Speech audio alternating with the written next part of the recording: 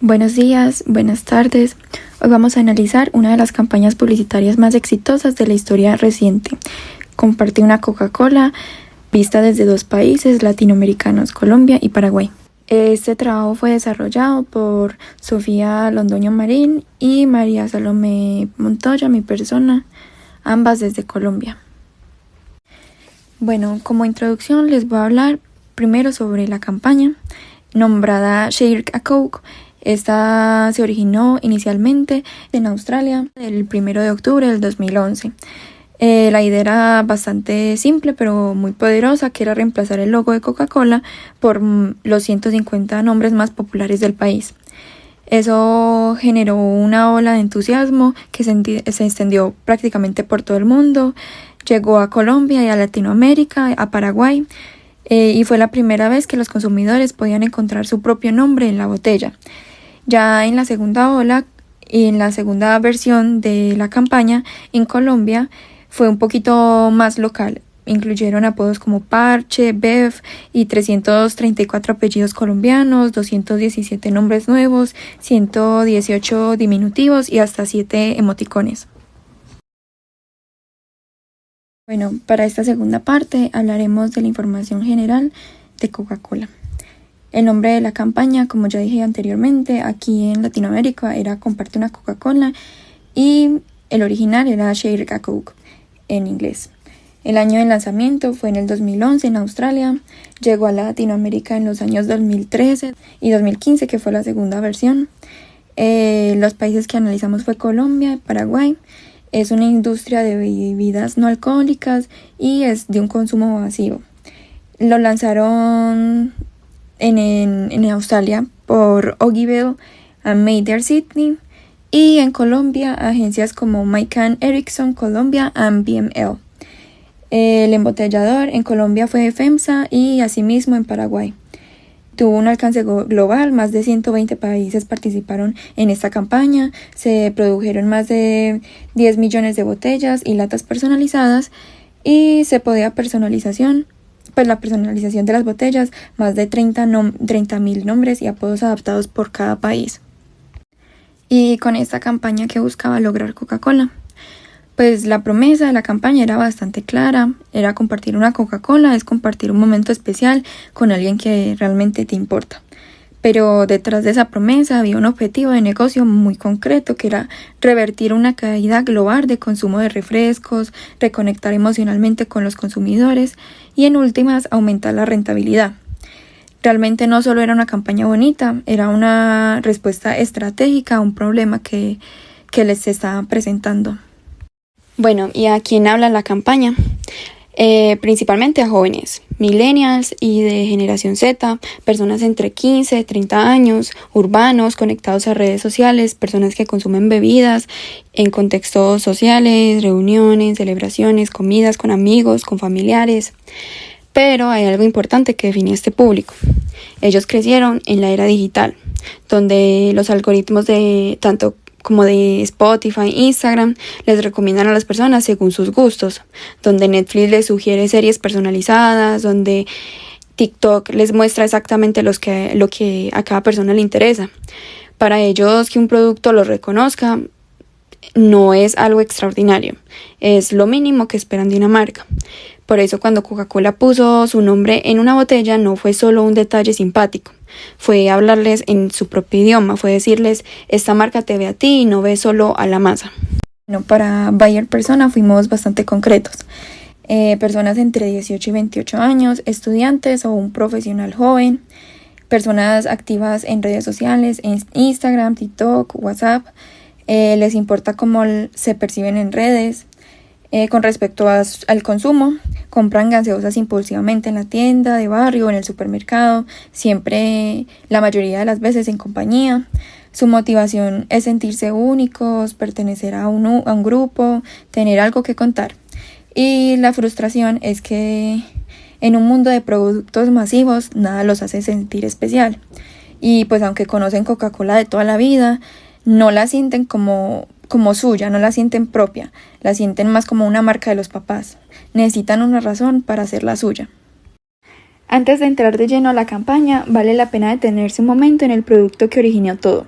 ¿Qué sintió Coca-Cola que le faltaba a sus consumidores? La respuesta está en algo muy humano y muy simple. Vivimos rodeados de productos masivos, diseñados para millones de personas al mismo tiempo. Todo es igual, todo es genérico, todo lleva el mismo logo. Y en medio de eso hay una necesidad que no desaparece. La necesidad de sentir que algo es tuyo, que algo te pertenece y que fue hecho pensado en ti. Ese fue el insight que inspiró esta campaña. No fue una conclusión de un estudio de mercado frío, fue reconocer algo profundamente humano. Ver mi nombre en algo me hace sentir que es propio, que existo, que importo y que no soy uno más. Y Coca-Cola entendió que si lograba trasladar esa sensación a una botella, el producto más masivo del mundo tenía en sus manos algo extraordinario, porque no hay nada más personal que tu propio nombre, y no hay nada más masivo que una Coca-Cola. Unir esas dos cosas fue el golpe de genialidad que desató todo lo demás. La campaña se vivió masivamente en redes bajo los hashtags #ShareACoke y Comparte una Coca-Cola. Los usuarios compartían fotos con sus botellas, etiquetaban a sus amigos buscando sus nombres o el de alguien especial.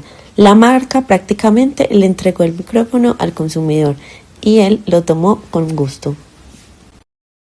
Más allá de las redes sociales, la campaña tuvo presencia física muy concreta. Coca-Cola instaló máquinas interactivas en centros comerciales donde la gente podía imprimir su nombre en una tapa en tiempo real.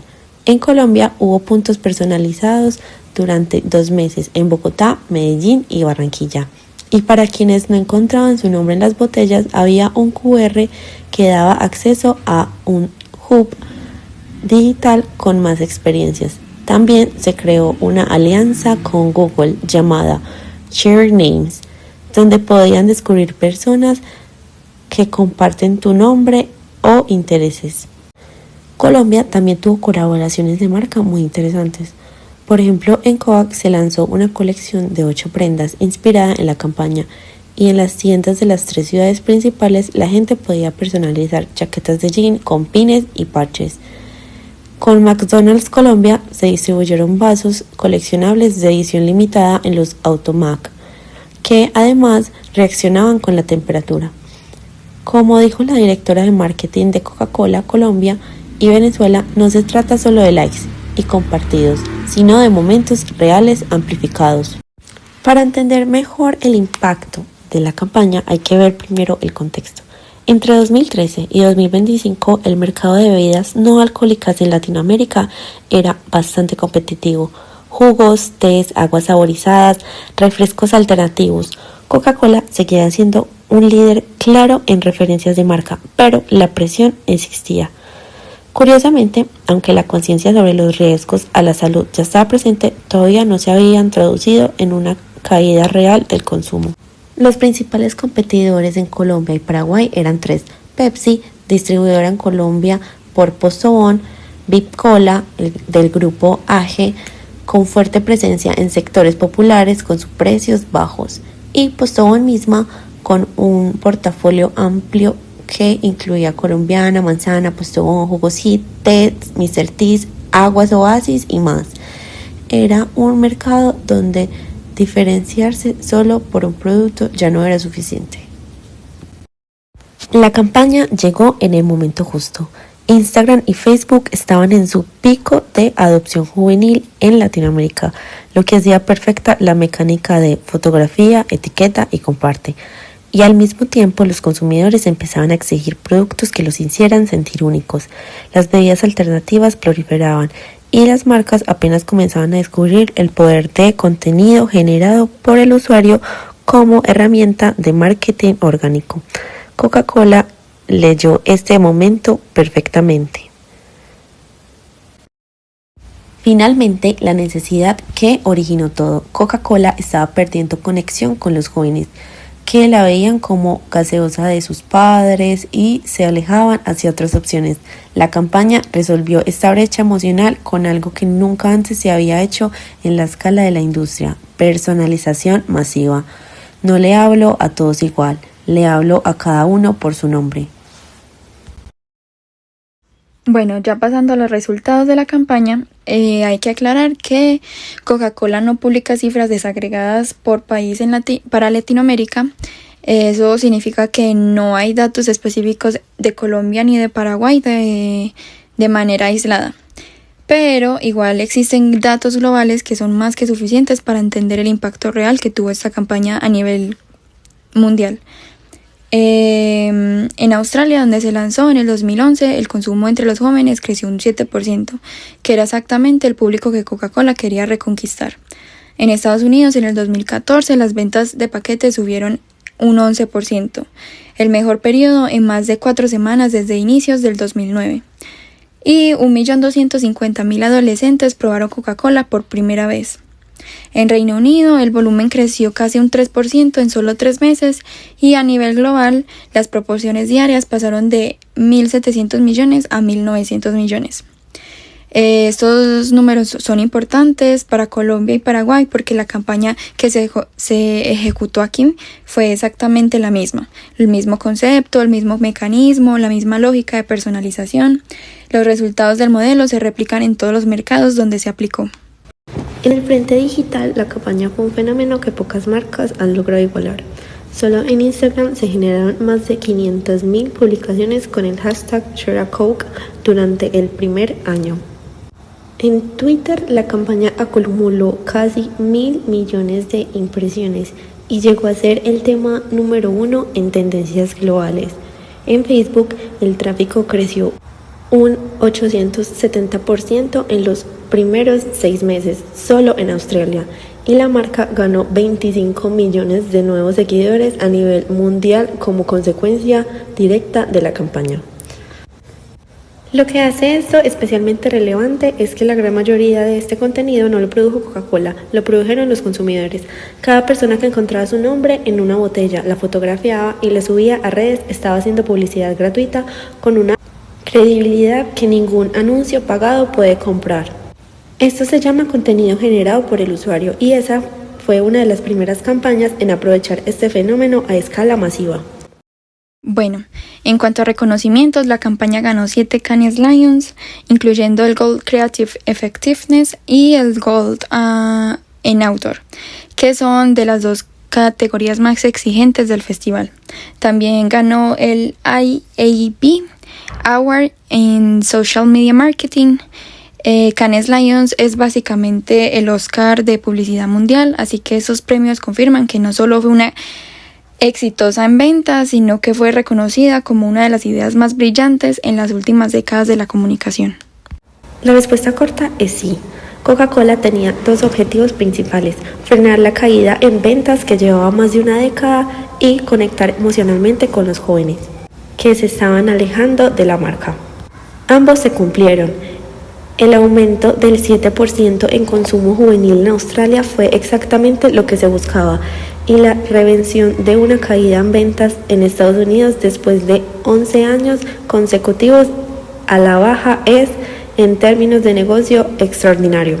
Pero más allá de los números, la campaña logró algo que pocas marcas consiguen: convertirse en un momento cultural. La gente no solo compraba Coca-Cola, la buscaba, la fotografiaba y se la regalaba a alguien. La botella dejó de ser un producto de consumo y se convirtió en un objeto con significado personal. Eso es lo que más difícil de lograr en publicidad es, y lo que explica por qué esta campaña sigue siendo estudiada más de 10 años después. Bueno, que funcionó bien. Varios elementos se alinearon perfectamente para que funcionara. Primero, el mecanismo de búsqueda. El consumidor pasó de ser un receptor pasivo de publicidad a un cazador activo. La búsqueda del nombre o de alguien que quieres en un supermercado es una experiencia que ningún aviso de televisión puede generar. Esto transformó el punto de venta en parte de la campaña. Bueno, como segundo, la integración entre lo físico y lo digital fue impecable. Las botellas eran el detonador y las redes sociales eran el amplificador. Una idea muy sencilla que funcionó porque llegó en el momento exacto en el que Instagram y Facebook estaban en el punto más alto de adopción entre los jóvenes. Y como tercero, la adaptación local. En lugar de lanzar un mensaje global genérico, Coca-Cola usó los nombres y apodos propios de cada cultura. En Colombia, las palabras como parche, mami o profe hicieron sentir la campaña como algo propio y no importado. Esa decisión de localizar el concepto fue clave para que resonara de verdad en cada mercado. Ninguna campaña es perfecta y esta tiene muchos puntos de mejora claros. El más evidente es la exclusión. En Colombia y en Paraguay hay una riqueza enorme de nombres indígenas, regionales y familiares que no aparecían en las etiquetas estándar. Eso generó frustración en parte del público, una sensación de la campaña es para otros, no para mí, que contradice directamente el mensaje de personalización. También hay que mencionar la dependencia digital. En Paraguay, con menor penetración de smartphones en ese momento, toda la dimensión online de la campaña tuvo menos tracción. La botella física fue el motor real en ese mercado y quizás debió potenciarse más de esa parte. Por último, la campaña fue muy efectiva en generar una conexión emocional de corto plazo, pero esa conexión no siempre se sostuvo. Muchos consumidores compraron por la novedad de encontrar su nombre, pero a la vez que el efecto sorpresa se agotó. No había un mecanismo claro para mantener ese vínculo. En el análisis de cómo se percibió la campaña en estos dos países que nos competen, encontramos diferencias interesantes. En Colombia, el componente de los apodos y los términos de afecto fueron especialmente poderosos. La cultura colombiana tiene una realidad muy rica con formas de llamar a las personas que van mucho más allá del nombre propio, como parce, mami, campeón, vieja. Cuando estas palabras aparecieron en las botellas, la gente lo sintió que la marca realmente los entendía. En Paraguay, la percepción fue mucho más centrada en el nombre propio como símbolo de identidad familiar y personal. Y aquí una oportunidad que esta campaña no aprovechó del todo en este país, ya que Paraguay es un país bilingüe con el guaraní como lengua viva y cotidiana. Quizás incluir palabras de afecto en este idioma como che o términos comunes habría sido un diferenciador cultural poderoso que habría profundizado mucho más en la conexión con el mercado. Y si pasamos a ajustes específicos para Colombia, nos habría gustado ver más presencia de apodos regionales por ciudad, ya que en Colombia estas diferencias culturales son bastante marcadas. Y quizás también aprovechar más el fútbol en épocas de Copa América o eliminatorias, ya que es un momento donde la identidad nacional se dispara. Para concluir, queremos compartir los aprendizajes más importantes que nos dejó este trabajo. Sobre la campaña, lo que más nos impacta es una idea simple, bien ejecutada y aclarar en una verdad humana real. Es más poderosa que un concepto complejo con un presupuesto enorme. Coca-Cola tomó la decisión de quitar su propio logo, su activo más valioso, y ese fue exactamente lo que hizo la diferencia. También entendimos que la personalización a escala masiva no es una contradicción, es lo que conecta en mercados saturados donde todo se parece. Sobre el trabajo intercultural en sí mismo, este proyecto nos dejó una lección que va más allá del aula.